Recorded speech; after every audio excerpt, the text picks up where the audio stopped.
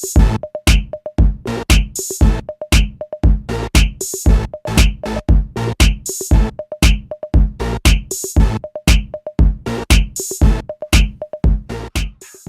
the European intellectuals of the 16th and 17th centuries revolutionized science and philosophy, the European intellectuals of the 18th and 19th centuries revolutionized industry and economics. Today we explored the 18th century economic situation by traveling Europe. During the 18th century, Europe experienced a dramatic economic upheaval. Because of changes in agricultural technology and other farming habits, the population of Europe rapidly expanded beginning in the 1750s. Populations grew as much as 200%. In the 18th century, new crops such as potatoes and maize were introduced into the European diet from the Americas.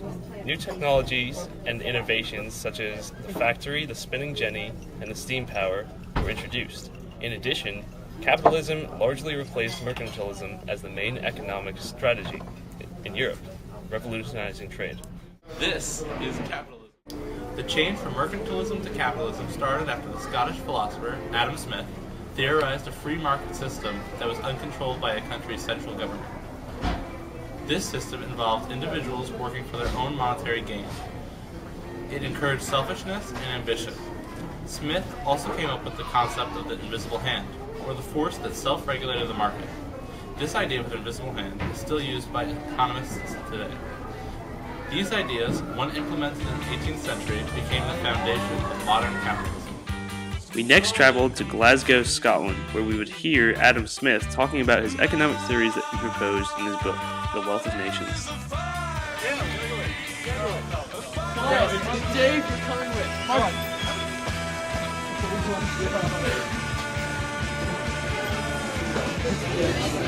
Uncle Eddie, my name is Adam Smith.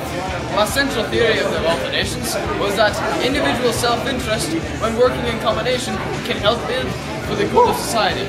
And based on that, I believe that the individual self-interest expressed in the European Industrial Revolution helped build for the good of the entire European society as a whole. That way, the economic free market worked as it should, as I proposed in my magnum opus, The Wealth of Nations. Thank you. We next traveled to London to experience the teachings of the Earl of Byrne and of Admiral Cunningham, both of whom taught us about the relative effects of the economic changes that affected the European market. The transfer of knowledge in the 18th century was characterized by the immigration of skilled labor throughout Europe, which allowed for diffusion of new innovations, including the spinning jenny. The spinning jenny allowed for mass production, which was far superior to the hand felting of previous generations. This expanded the market, allowing for more production of cloth and textiles.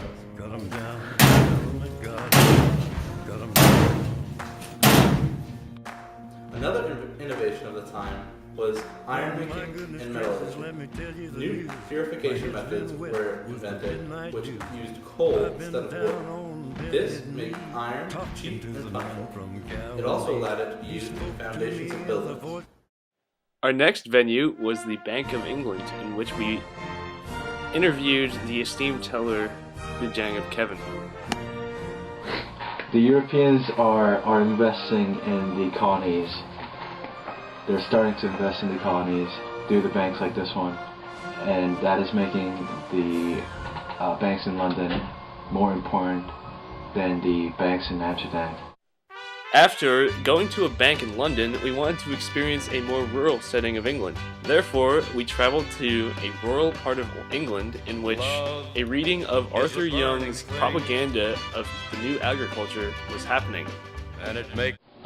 This is a reading of Travels During the Years by Arthur Young. The Englishman in 11 years gets 3 bushels more of wheat than the Frenchman.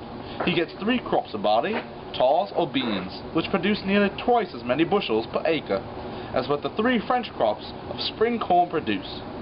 And he farther gets, at the same time, 3 crops of turnips and 2 of clover.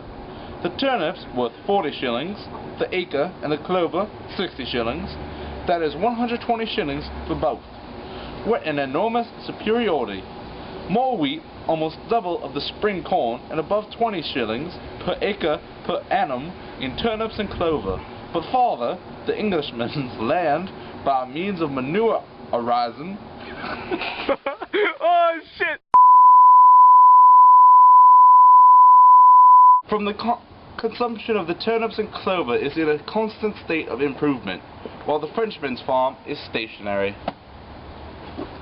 I'm going to buy me some corn. I'm gonna buy some potato.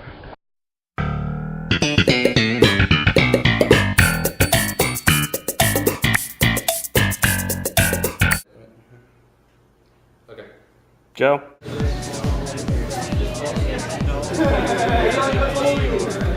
Yeah, it doesn't matter.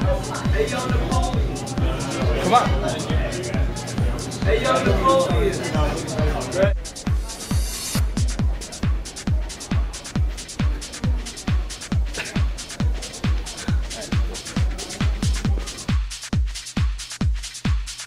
The transfer of knowledge.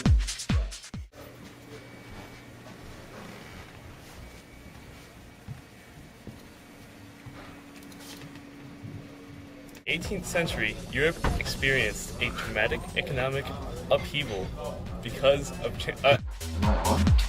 You're live. I'm not live. Go. But farther, the Englishman's land, by means of manure arising from the consummation of the turnips. That's not consummation.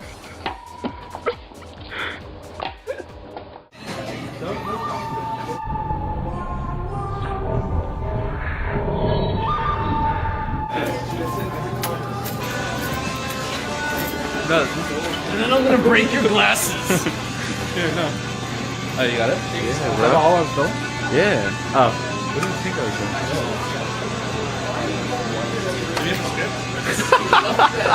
Is that the only hope?